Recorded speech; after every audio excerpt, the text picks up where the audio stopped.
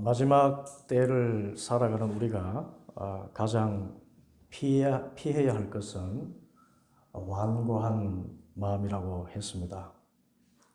이 마지막 때에 사람들이 고통받는 이유는 무정하고 원한을 풀지 않는 것이라고 성경이 말씀했습니다. 그래서 이런 사람들의 모습에서 떠나라고 말씀을 했습니다. 디모데후서 3장 1절에 보면 그대는 이것을 알아두십시오. 말세에 여러 어려운 때가 올 것입니다. 사람들은 무정하며 원한을 풀지 아니하며 겉으로는 경건하게 보이나 경건함의 능력은 부인할 것입니다. 그대는 이런 사람들을 멀리하십시오.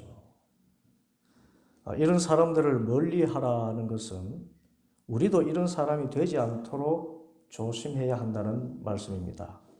왜일까요? 이런 완고함의 결과는 어려운 때를 맞게 되기 때문입니다. 이집트 왕 바로가 회개할 기회가 9차례나 주어졌지만 그 완고함 때문에 결국 10번째 엄청난 재앙을 맞이합니다. 죽음의 재앙입니다. 4절부터 보면 주님께서 말씀하셨습니다. 내가 한밤중에 이집트 사람 가운데로 지나갈 것이니 이집트 땅에 사는 처음 난 것이 모두 죽을 것이다. 임금 자리에 앉은 바로의 마다들을 비롯하여 맷돌질하는 몸종의 마다들과 모든 짐승의 맏배가 다 죽을 것이다. 이집트 온 땅에서 이제까지도 없었고 앞으로도 없을 큰 곡성이 될 것이다. 바로 왕 한 사람의 그 완악함 때문에, 그 회개하지 않는 그 완고한 마음 때문에 자신의 자식이 죽고 온 백성들의 장자가 죽고 가축의 처음 난 것까지 죽는 참혹한 상황을 맞게 되었습니다. 그리고 예수님께서도 이런 예를 말씀하시기를 그때에는 아무리 살려달라고 외쳐도 소용없고 바깥 어두운 데서 슬피 울며 이를 갈게 될 것이다 말씀했습니다.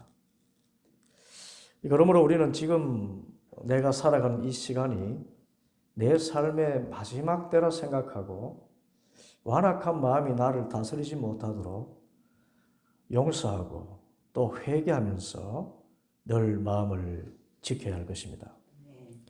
그런데 바로 왕과 이집트 백성에게 대재앙이 내린 것과는 달리 하나님을 섬기는 이스라엘 사람들에게는 이집트의 개마저 짓지 않겠다고 말씀하셨습니다. 7절에 그러나 이집트의 개마저 이스라엘 자손을 보고서는 짓지 않을 것이다.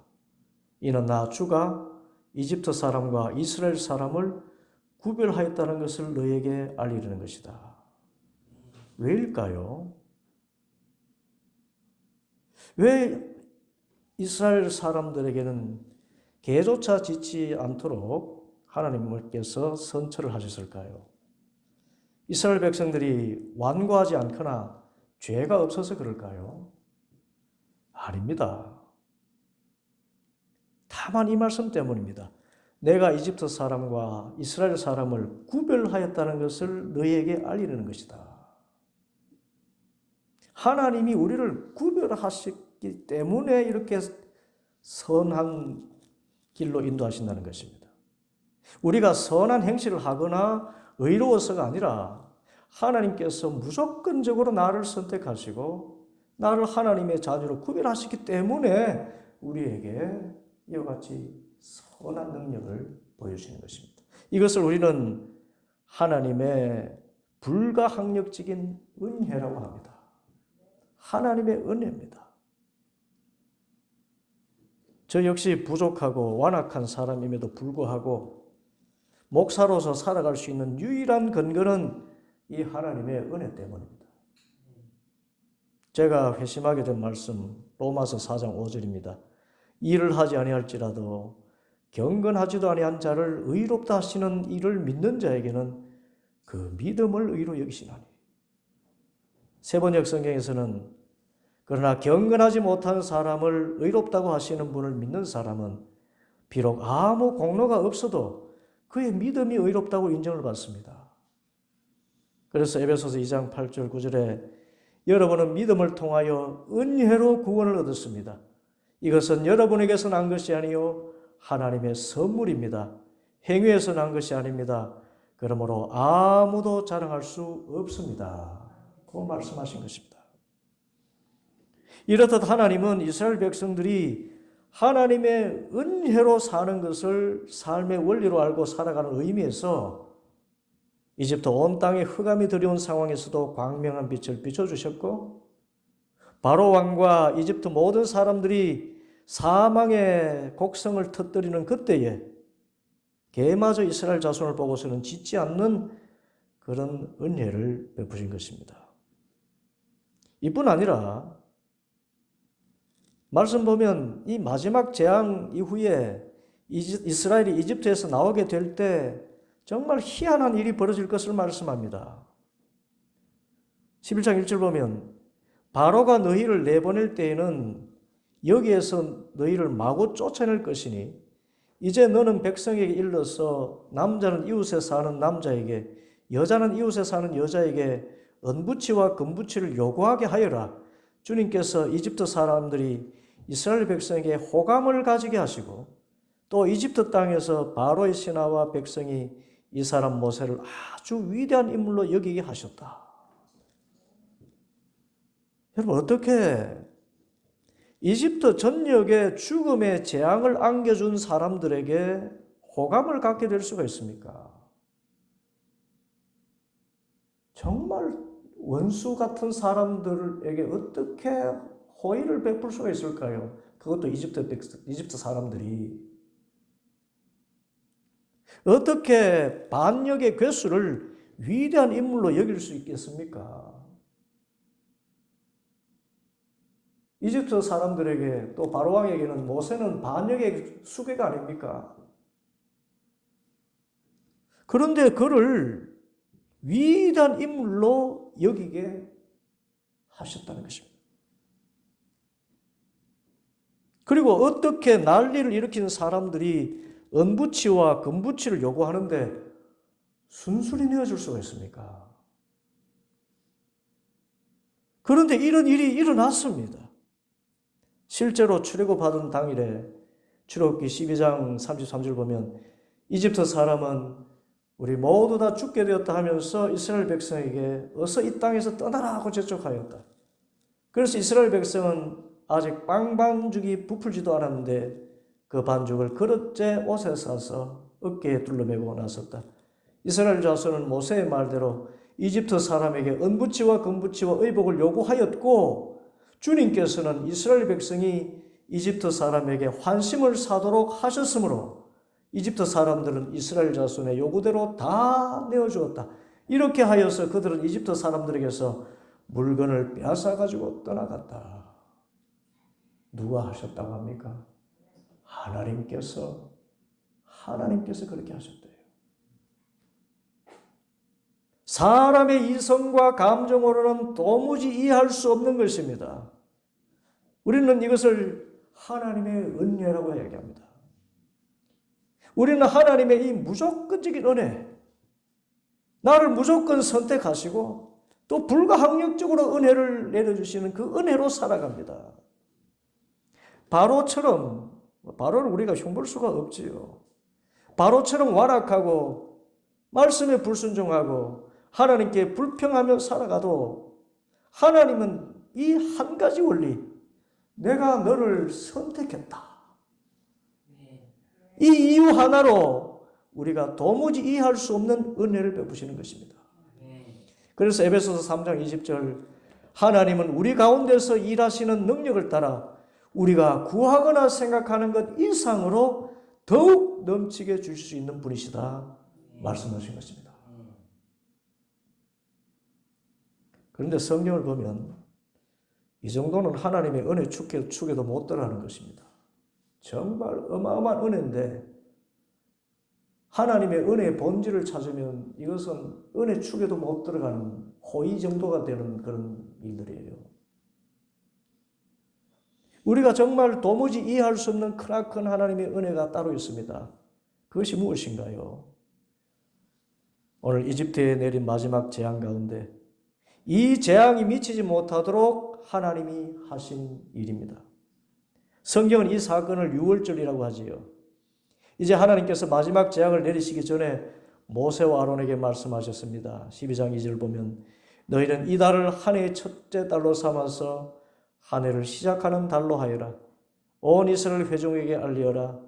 이달 열흘날 각 가문의 어린 양 한 마리씩 곧 한 가족에 한 마리씩 어린 양을 마련하도록 하여라. 너희는 그것을 이달 열나한 날까지 두었다가 해질 무렵에 모든 이스라엘 회중이 모여서 잡도록 하여라. 그리고 그 피는 받아다가 잡을 양을 먹을 집의 좌우 문설주와 상인방에 발라야 한다. 그날 밤에 내가 이집트 땅을 지나가면서 사람이든지 짐승이든지 이집트 땅에 있는 첨난 것을 모두 치겠다. 그리고 이집트의 모든 신을 벌하겠다. 나는 주다. 문틀에 피를 발랐으면 그것은 너희가 살고 있는 집의 표적이니 내가 이집트 땅을 칠 때에는 문설주에 피를 바른 집은 그 피를 보고 내가 너희를 치지 않고 넘어갈 터이니 너희는 재앙을 피하여 살아남을 것이다. 이집트의 모든 첨난 것들이 죽어나가는 사망의 밤에 이 재앙이 이스라엘 백성들에게는 미치지 못하고 넘어갈 것이다. 그래서 한자로 유월절이고 영어로 패스오버라고 하는 이 죽음의 권세가 내게 미치지 못하고 이 사망의 권세가 나를 건너뛰게 하시는 하나님의 구원의 능력이 나타날 것인데 이 구원의 능력이 무엇 때문에 일어납니까? 그렇습니다. 어린 양의 피입니다. 그 피를 좌우 문설주와 상인방에 바르는 너무나도 쉽고 또 도무지 이해할 수 없는 방법으로 일어난 것입니다. 이것이 하나님께서 이스라엘 백성과 우리 모든 인류를 구원하신 방법입니다. 이 어린 양, 무력하고 볼품없는 어린 양 같은 예수 그리스도의 십자가의 피가 능력이 있어서 사망 권세가 감히 가까이 할 수 없고 그 피를 보기만 하면 저 멀리 사망 권세가 피해서 넘어가게 되는 바 우리가 생명을 건진받고 저 이집트 노예 생활 같은 종살이에서 구원받게 된 것입니다.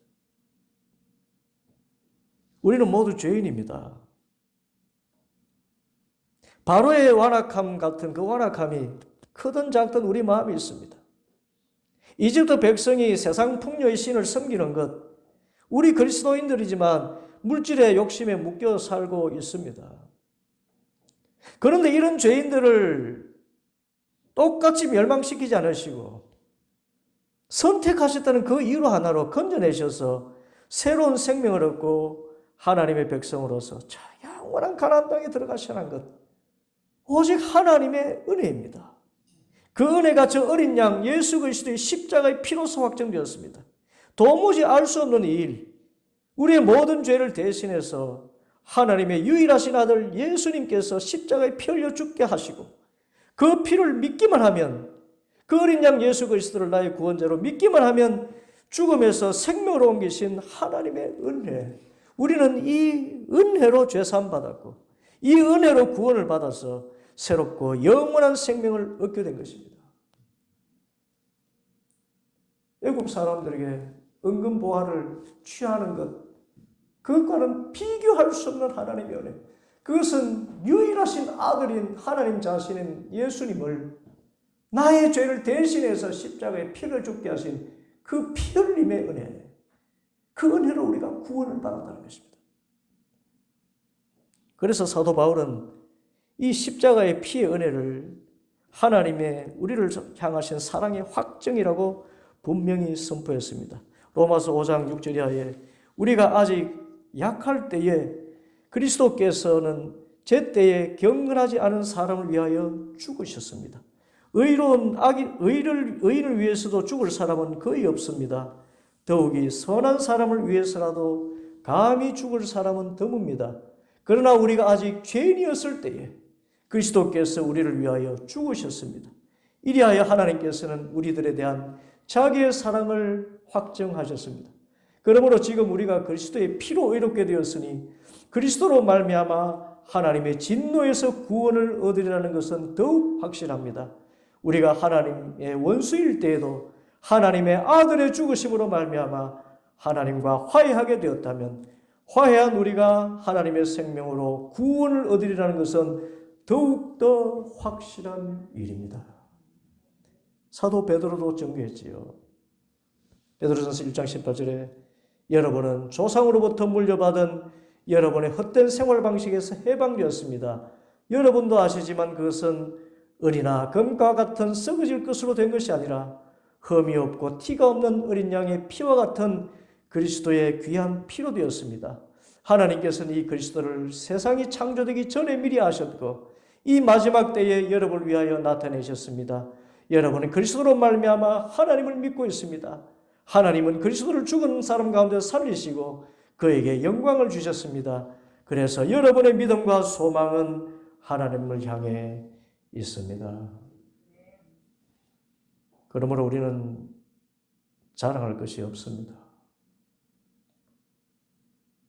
자랑할 것이 있다면 오직 나의 죄를 사하시기 위해서 대신 피 흘려 죽으시고 또 그 피의 공로를 의지하고 믿는 자는 누구나 구원하시는 하나님의 청량할 수 없는 은혜뿐인 줄 믿습니다. 그래서 우리들이 살아가는 삶의 원리는 하나님의 은혜입니다. 그 은혜 가운데서도 가장 큰 은혜, 유월절 어린 양 예수님의 십자가의 피에 나타난 하나님의 은혜인 것입니다. 그러면 우리가 어떻게 할까요? 이 은혜를 받은 우리는 어떻게 할까요? 오늘 말씀 보면 하나님은 이스라엘 백성들이 유월절을 지킬 때 세 가지를 행하라고 말씀하십니다. 먼저 7절 보면 그 피는 받아다가 잡은 양을 먹을 집의 좌우 문설주와 상인방에 발라야 한다고 말씀했습니다. 왜 어린 양의 피를 문설주와 인방에 바르라고 말씀하셨을까요? 문설주와 상인방은 그 집을 출입하는 대문의 기둥입니다. 이 기둥이 있어야 대문이 유지가 됩니다. 이 기둥이 있어야만 그 집이 서 있게 됩니다. 세 기둥 중에 하나라도 무너지면 대문은 무너집니다. 이 대문은 그 집을 나타내는 가장 분명한 표식이지요. 우리가 누구 집에 간다고 하면 반드시 그 대문을 지나야 합니다. 그리고 그 대문을 보고 그 집을 압니다. 그래서 영성가들은 이 문설주와 인방에 피를 바르는 것을 우리가 구원을 받는다는 것은 내가 나인 것을 드러내는 것, 내 인격에 예수 그리스도의 핏부림을 받아야 구원받은 자의 참된 모습을 나타내게 된다고 해석합니다. 이 해석은 매우 바른 해석입니다. 우리가 구원받은 표는 우리의 인격의 표현입니다. 나를 드러내는 것, 내가 누구냐, 나의 인격입니다. 내 인격에 예수님의 핏부림이 있어서 그 변화된 인격이 내가 구원받은 표를 나타낸다는 것입니다. 수십 년을 예수 믿어도 그 인격에 예수님을 닮아가는 모습이 나타나지 않는다면 우리는 아직도 미숙한 어린 신앙인에 불과합니다. 왜 인격에 변화가 없을까요? 오늘 말씀대로 피를 세 기둥에 다 발라야 하는데 한쪽에 치우쳐 바르거나 다른 쪽에는 제대로 바르지 않았기 때문입니다. 무슨 뜻일까요? 계몽주 이후에 사람의 인격은 지정의 세 축으로 구분이 됩니다. 이것은 우리가 성경적인 그런 정의에도 위배되지 않습니다. 우리는 하나님을 믿되 우리의 이성과 감정과 의지를 통해서 예수 그리스도를 주님으로 영접하게 됩니다. 그런데 많은 사람들이 이성적인 부분에만 예수님의 피를 바르거나 감정적인 부분에만 바르거나 의지적인 부분에만 바릅니다. 곧 지성적인 그리스도 인만을 강조하거나 혹 열정적인 신앙만이 참된 신앙이라고 하거나 의지적으로 이 세상과 싸워가는 전투적 신앙만이 바른 신앙이라고 하는 경우가 같습니다. 여러분, 세계문 모두 맞는 말입니다. 그런데 우리는 우리의 지정의 모든 기둥에 예수님의 피를 다 발라야 됩니다. 여러분, 왜 교회가 수백 개의 교파로 갈라졌습니까? 어떤 교파는 지식에 치우치고, 어떤 이들은 감정에 치우치고, 어떤 교파는 의지에 치우치기 때문입니다. 이것은 온전한 신앙이 아닙니다. 온전한 구원은 좌우 문설주와 상인방 모두의 피를 발라 이루어집니다. 온전한 신앙인은 지식에도 새롭게 될 뿐 아니라 감정적으로도 하나님의 임재를 경험하고 의지적으로도 이 세상에 하나님의 군사로서 살아갈 수 있어야 됩니다. 이런 의미에서 우리는 모두 부족합니다. 구원받았다고 하면서도 왼쪽 문설주가 흔들거리고 오른쪽 문설주가 부러졌거나 상인방이 내려앉을 위기 가운데 있습니다. 그러므로 이 말씀을 받은 오늘부터 예수님의 피로 구원받은 우리가 온전한 신앙인이 되도록 나의 인격에서 예수님의 모습이 제일 약한 부분이 무엇인가를 살펴보고 그곳에 집중적으로 피를 발라서 보수해야 될 줄 믿습니다. 어떤 이는 말씀에 무지하고 어떤 이는 감정 조절이 안 되고 어떤 이는 하나님 나라를 이루는 사명에 무관심합니다. 그러므로 나의 약한 부분이 어떤 곳인가를 깨달아서 그 부분을 다시금 예수님의 피에 적셔야 됩니다. 지정의 모두의 흡족한 피분을 받아서 온전한 신앙인으로 살아가도록 기도해야 됩니다.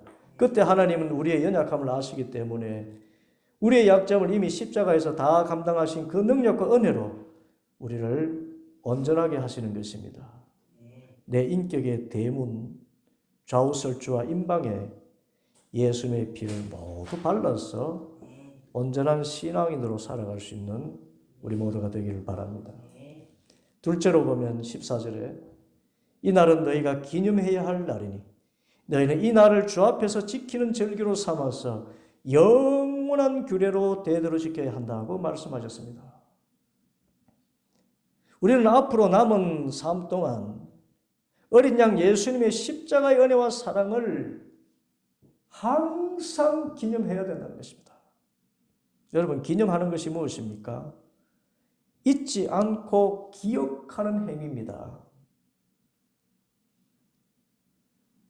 많은 사람들이 내 삶이 형통하고 순적하게 될 때는 하나님의 은혜를 잊습니다. 그런데 우리는 그렇게 해서는 안 됩니다. 내 삶이 잘 풀려나갈 때 사도 바울의 고백처럼 이렇게 말해야 됩니다. 나의 나 된 것은 오직 하나님의 은혜로 된 것입니다. 세상 일이 잘 될 때 사람들은 지금까지 도와준 사람들의 은혜를 쉽게 잊어버립니다. 그리고 그들도 보지도 않습니다. 이것을 우리는 배은망덕한 행위라고 합니다. 우리는 지금 이 자리에서 하나님을 예배하는 하나님의 자녀가 된 것, 지금 내 삶이 영이 되는 모든 일들에서 하나님의 은혜를 찬양하고 또 하나님의 은혜를 고백해야 됩니다. 무엇보다 영죽을 나를 위해서 피 흘려 죽으신 그 사랑을 기억하면서 다시 예수님을 십자가에 못 박는 것과 같은 죄를 멀리하는 거룩한 삶을 살아야 됩니다. 이뿐 아니라 우리가 혹 지금 이집트의 노예살이 같은 힘겨운 삶을 살고 있을 때도 유월절의 은혜와 능력을 나타내신 하나님을 기억해야 됩니다. 이제 내 삶이 다 무너졌다고 생각되는 처절함과 자괴감이 몰려오는 순간에도 기억하게 됩니다. 이전에 나를 인도하신 주님께서는 장래에도 험산줄령 당할 때 도와주실 줄 믿습니다. 유월절의 그 은혜를 기억하고 의지하며 다시 일어서게 되는 것입니다. 그리고 주님 말씀대로 이 유월절의 은혜와 능력을 대대로 이어가야 합니다. 요즘 자녀들 예수님 믿는 것을 습관적이거나 취미생활 정도로 알고 갑니다. 완고한 이 세대에 우리 자녀들도 물들어 있습니다.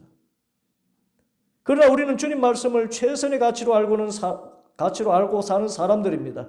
자녀들이 싫어 듣지 않더라도 끊임없이 그 귀에 들려줘야 됩니다. 너희는 하나님의 은혜로만 살아가는 것이다.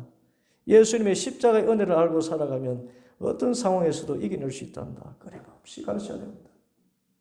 그리고 기다려야 됩니다. 하나님이 역사하실 때까지.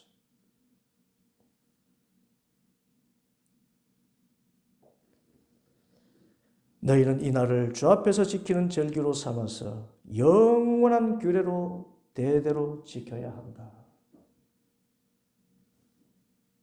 셋째로 15절 이하에 너희는 이래 동안 누룩을 넣지 않고 만든 빵을 먹어야 한다.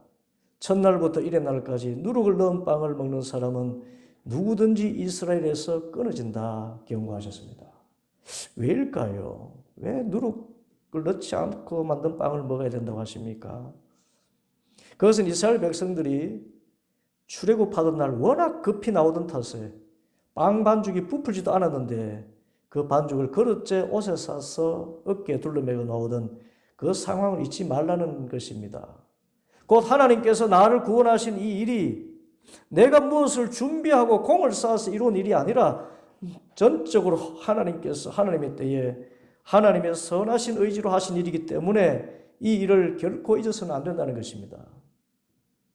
그런데 여기서 더 나아가서 누룩을 넣지 않고 만든 빵을 먹으라는 그 말씀은 17절에서 그 뜻이 분명해집니다.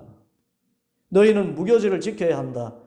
바로 이날에 내가 이집트 땅에서 너희 온 이스라엘 지파를 이끌어냈기 때문이다. 무교절에 하나님께서 이집트 땅에서 이스라엘 지파를 이끌어내셨다. 어떤 사람의 능력이 아니라 하나님께서, 하나님만이 이스라엘 지파를 구원하신 주님이시다.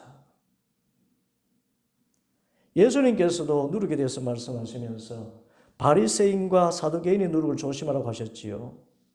누룩은 예수님의 말씀에 인간의 말을 보태는 것입니다. 하나님의 말씀에 덧붙이는 것입니다. 부풀리는 것입니다. 사람의 생각을 집어넣는 것입니다. 그리고 하나님의 능력이 아니라 사람의 공로를 얻는 교만을 상징합니다. 이스라엘 백성들로서는 우리가 이집트에서 해방된 것이 위대한 지도자 모세를 두기 때문이다 라고 찬양할 수가 있습니다. 그것이 아니라는 것입니다. 모세를 모세로 만드신 분은 하나님이시라는 것입니다. 누룩을 집어넣지 말라는 것입니다. 하나님이 하신 일을 우리는 찬양만 해야 됩니다. 인간의 그 어떤 공로도 집어넣어서는 안 됩니다. 누룩을 넣어서는 안 됩니다. 그리고 또 그들이 이렇게 생각할 수도 있습니다.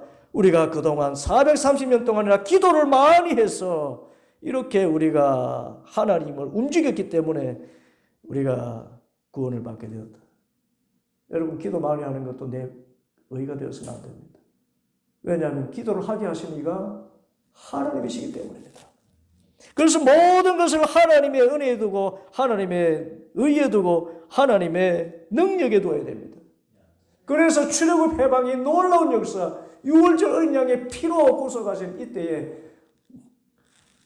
누룩에다 빵에 누룩을 넣지 말고 인간의 공로, 인간의 의, 그 어떤 것을 흔적이라도 남기지 말고 오직 전적으로 그날에 하나님께서 이스라엘 백성을 이집트 땅에서 건져내셨다. 그것을 기억하고 살아라 하신 말씀입니다.